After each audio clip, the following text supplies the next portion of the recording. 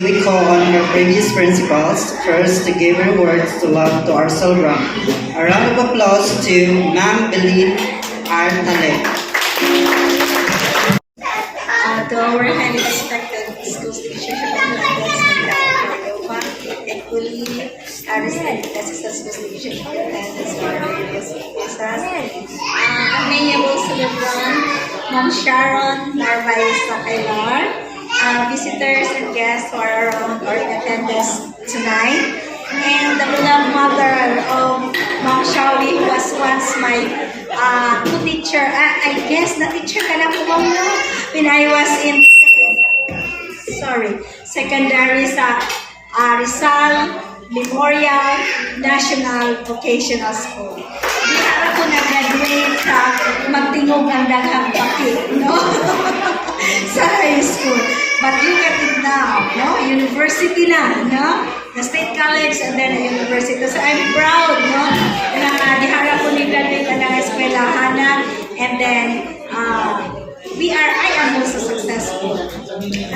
May gabi sa tanan, I guess nasulti na yung tanan ni Sir Dan, ni Sir Santesas, tapos nasundan pa yun ni Sir Suarez. Ang ako as principal, I know siya, no, sa mga rough roads ni mo at that time, no, you are struggling for the empty position, I am with you, and ang tanang mga heartaches, ang tanang mga kuan, ako lang i-put up sa God, everything was in place, and after all, in due time, this is God's gift for you.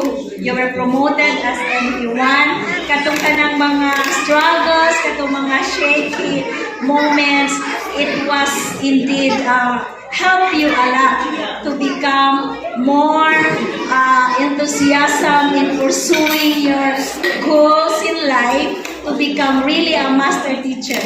And sorry for your first promotion as MP1. I was already in the other district, so ako kato na India, no? Kaya dili na ako maris, no? Dili na ma-cope up sa akong schedule. But this time, I tried my very best, no? Bisa nabasa ako sa ulan. Imposible din mi dili kay 5 o'clock is 5 o'clock, no? Dili put na ako batasan nga malate sa program. Pero good enough na nakakuan ka jud ni, naka-witness man ni from the very start. I'm happy for you and for the rest of your lives to come. Kabalo ko nga bata pa ka, you are 44, I guess, no? So you can achieve higher positions. And this time, tonight, this is an expression of gratitude to God because it all comes from Him. So again, thank you and good luck to whatever more endeavor to come in your life. Congratulations. Thank you very much, ma'am.